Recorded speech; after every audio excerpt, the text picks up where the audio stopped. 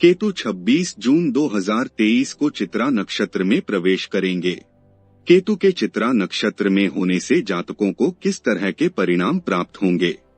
वैदिक ज्योतिष के अनुसार जब किसी ग्रह से संबंधित भविष्यवाणी की जाती है तो उसमें नक्षत्रों की भी अहम भूमिका होती है। ज्योतिष में कुल 27 नक्षत्र हैं।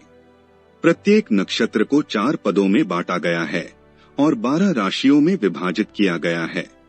केतु 18 महीने तक एक राशि में विराजमान रहते हैं और 18 से 19 साल में एक चक्र को पूरा करते हैं।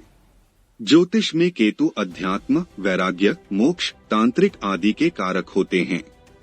केतु एक ऐसा ग्रह है जो भौतिक दुनिया से अलग हो जाता है और आध्यात्मिकता के मार्ग की ओर ले जाता है।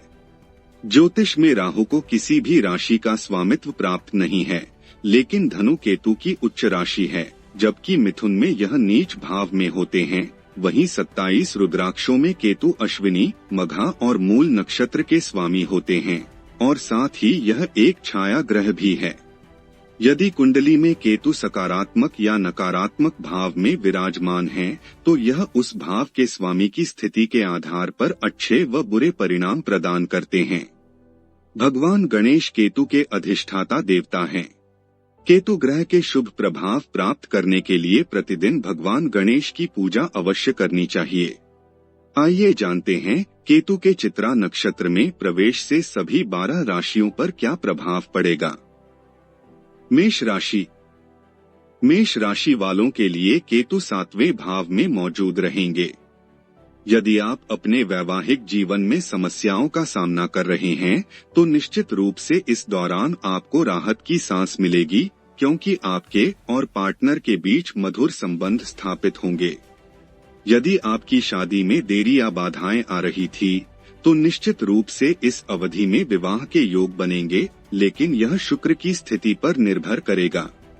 पार्टनरशिप में व्यवसाय कर रहे लोगों को बिजनेस में सकारात्मक परिणामों की प्राप्ति होगी। वृषभ राशि। वृषभ राशि के जातकों के लिए केतु 6ठे भाव में विराजमान होंगे।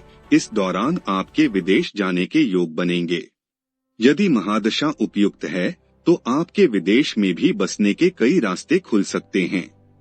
केतु का यह गोचर प्रतियोगी परीक्षाओं की तैयारी कर रहे छात्रों को सफलता दिलाने में भी मदद कर सकता है और आप अपने शत्रुओं विरोधियों पर विजय प्राप्त कर सकते हैं, क्योंकि यह आपके 6ठे भाव के स्वामी हैं। मिथुन राशि। मिथुन राशि वालों के लिए केतु 5वें भाव में मौजूद रहेंगे। इस अवधि के दौरान केतु आपके प्रेम जीवन में समस्याएं पैदा कर सकता है। छात्रों को पढ़ाई पर ध्यान केंद्रित करने में कठिनाई हो सकती है। हालांकि रचनात्मक क्षेत्रों से जुड़े लोगों को सफलता प्राप्त होगी, विशेष रूप से वेब डिजाइनिंग आदि क्षेत्रों में काम करने वाले लोगों को। वहीं माता पिता को अपने बच्चों की ओर से समस्याओं का सामना करना पड़ सकता है। कर्क राशि। कर्क राशि के जातकों के लिए केतु 4थे भाव में मौजूद रहेंगे और इसके परिणाम स्वरूप माताजी के साथ आपके संबंधों में उतार चढ़ाव देखने को मिल सकते हैं और आपकी माता का स्वास्थ्य भी प्रभावित हो सकता है। लेकिन यदि 4थे भाव के स्वामी शुक्र अच्छी स्थिति में हैं, तो आप पर इस गोचर का कोई नकारात्मक प्रभाव नहीं पड़ सकता है। 4थे भाव में स्थित केतु परिवार की शांति को भंग कर सकता है, लेकिन यदि 4थे भाव के स्वामी और चंद्रमा शुभ स्थिति में हैं, तो आप निश्चित रूप से इन समस्याओं से लड़ने में सक्षम होंगे। सिंह राशि। सिंह राशि के जातकों के लिए 3रे भाव में केतु विराजमान होंगे और यदि कुंडली में मंगल अच्छी स्थिति में मौजूद हैं, तो यह गोचर आपको अपार साहस प्रदान करेगा।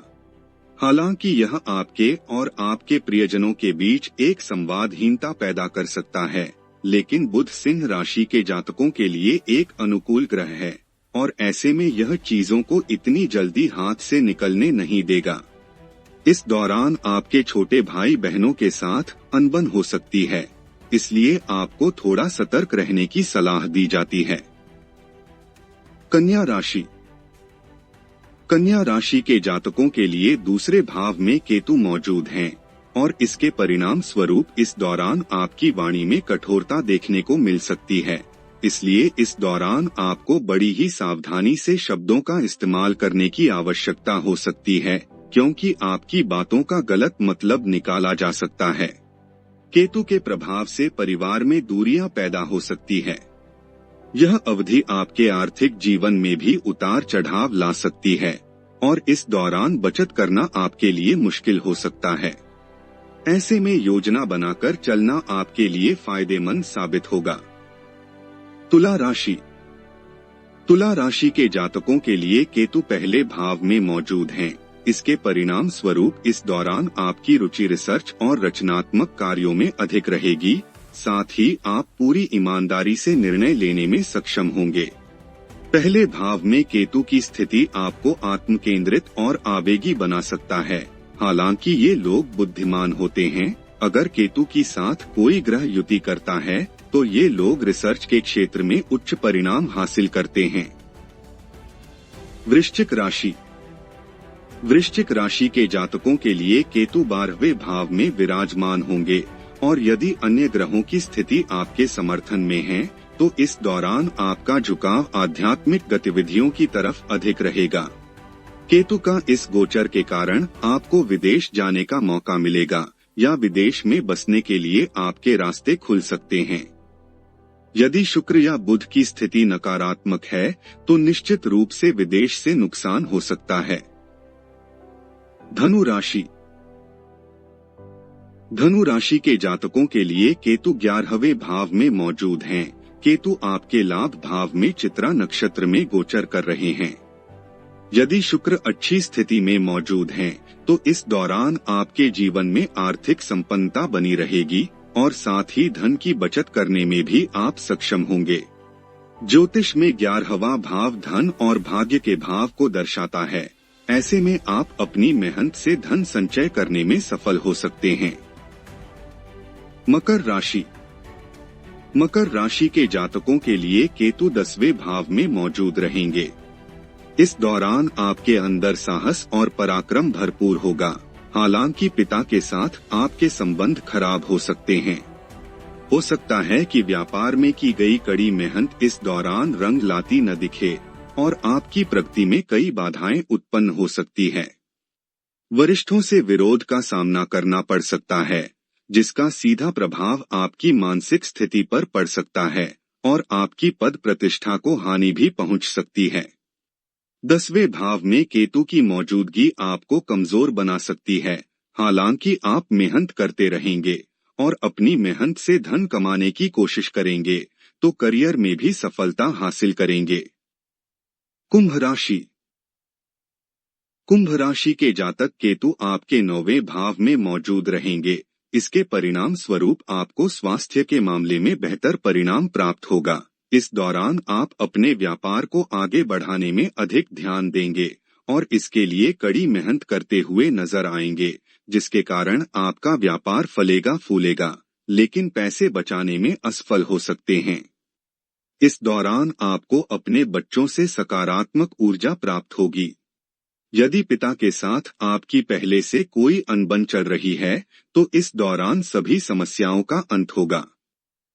आपका झुकाव आध्यात्मिक गतिविधियों की तरफ अधिक रहेगा और इसी सिलसिले में आप लंबी दूरी की यात्रा कर सकते हैं। मीन राशि। मीन राशि के जातकों के लिए केतु 8वें भाव में विराजमान होंगे और इसके परिणाम स्वरूप आपके स्वास्थ्य में गिरावट देखने को मिल सकती है या आपकी स्वास्थ्य संबंधी चिंताएं बढ़ सकती हैं। 8वें भाव में स्थित केतु जीवन के लिए खतरा पैदा कर सकता है और ऐसे में आप किसी दुर्घटना, दीर्घकालिक बीमारी आदि का शिकार हो सकते हैं।